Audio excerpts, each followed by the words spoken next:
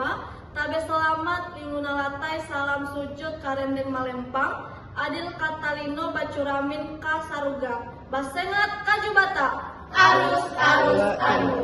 Kali dari kelompok 3 yang beranggotakan dapat dilihat di slide di atas. Di sini kami akan mereview buku yang berjudul Teori dan Hukum Konstitusi dari penulis Dahlan Toip.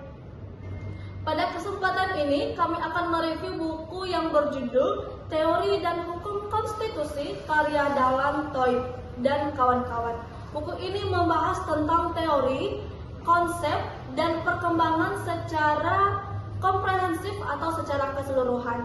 Penulis menjelaskan pengertian konstitusi dari berbagai ahli, berbagai perkembangan konstitusi di dunia, kedudukan konstitusi dalam suatu negara, serta penerapan dalam sistem ketatanegaraan Indonesia.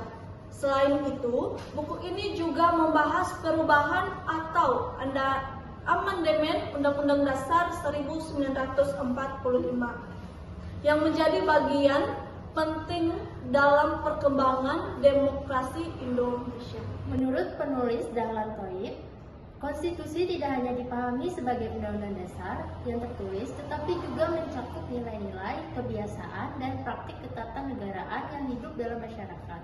Oleh karena itu, konstitusi memiliki peran yang sangat penting sebagai dasar penyelenggaraan negara dan sebagai pembatas kekuasaan pemerintah agar tidak bertindak sewenang-wenang. Salah satu hal yang menarik dari buku ini adalah pembahasannya yang sistematis. Materi disusun mulai dari konsep dasar konstitusi. Konstitusi adalah hukum dasar yang menjadi landasan penyelenggaraan negara. Konstitusi mengatur bentuk negara, mulai dari sistem pemerintahan, pembagian kekuasaan, hak dan kewajiban warga negara, serta hubungan antara pemerintah dan rakyat. Selanjutnya, ada fungsi konstitusi. Yang pertama itu menjadi dasar hukum tertinggi dalam suatu negara. Yang kedua, membatasi kekuasaan pemerintah agar tidak bertindak sewenang-wenangnya. Ketiga, menjamin hak-hak warga negara. Keempat, menjadi pedoman. Terakhir, yang kelima, menciptakan ketertiban dan stabilitas politik. Selanjutnya, jenis-jenis konstitusi. Konstitusi tertulis, yaitu konstitusi yang dituangkan dalam bentuk dokumen resmi seperti Undang-Undang Dasar 1945. Konstitusi tidak tertulis, yaitu aturan ketatanegaraan yang berkembang melalui kebiasaan dan praktik kenegaraan. Kemudian, supremasi konstitusi. Konstitusi memiliki kedudukan tertinggi dalam sistem hukum negara. Semua peraturan perundang-undangan harus sesuai dengan konstitusi. Jika terdapat aturan yang bertentangan dengan konstitusi, maka aturan tersebut dapat dibatalkan. Nah, selanjutnya, konstitusi di Indonesia. Indonesia menggunakan Undang-Undang Dasar Negara Republik Indonesia tahun 1945 sebagai konstitusi negara. Setelah era reformasi, Undang-Undang Dasar 1945 mengalami beberapa kali amandemen untuk memperkuat demokrasi, perlindungan hak asasi manusia, dan sistem checks and balance. Berikutnya, hubungan konstitusi dengan demokrasi. Konstitusi menjadi sarana untuk mewujudkan pemerintahan yang demokratis karena mengatur yang pertama pemilihan umum, yang kedua pembagian kekuasaan negara, yang ketiga perlindungan hak-hak rakyat, yang keempat mekanisme pengawasan terhadap pemerintah. Contoh dalam kehidupan bernegara misalnya, setiap warga negara memiliki hak untuk memperoleh pendidikan. Hak tersebut dijamin dalam Undang-Undang Dasar 1945 sehingga pemerintah wajib menyediakan layanan pendidikan bagi masyarakat.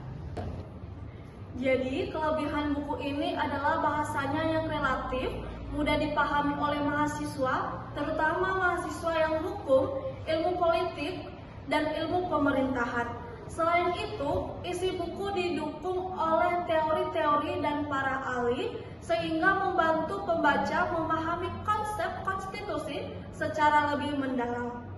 Pembahasan mengenai amandemen Undang-Undang Dasar 1945 juga membuat buku ini relevan dengan kondisi ketatanegaraan Indonesia saat ini. Namun, buku ini juga memiliki beberapa kekurangan. Beberapa contoh kasus yang digunakan masih berfokus pada kondisi saat buku pertama kali diterbitkan, sehingga pembaca perlu menambahkan referensi lain untuk memahami perkembangan konstitusi yang lebih mutlak. Selain itu, beberapa bagian teori cukup padat sehingga memerlukan konsentrasi lebih untuk memahaminya. Baik, dapat disimpulkan bahwa buku teori dan hukum konstitusi merupakan buku yang sangat bermanfaat untuk memahami dasar-dasar konstitusi dan hukum tata negara Indonesia. Buku ini juga memberikan pemahaman yang kuat mengenai fungsi konstitusi sebagai landasan kehidupan bernegara serta pentingnya konstitusi dalam menjaga demokrasi dan supremasi hukum. Oleh karena itu, buku ini sangat direkomendasikan bagi mahasiswa dan siapa saja yang ingin mempelajari sistem ketatanegaraan Indonesia secara lebih mendalam. Demikian review buku dari kelompok kami. Sekian, terima kasih.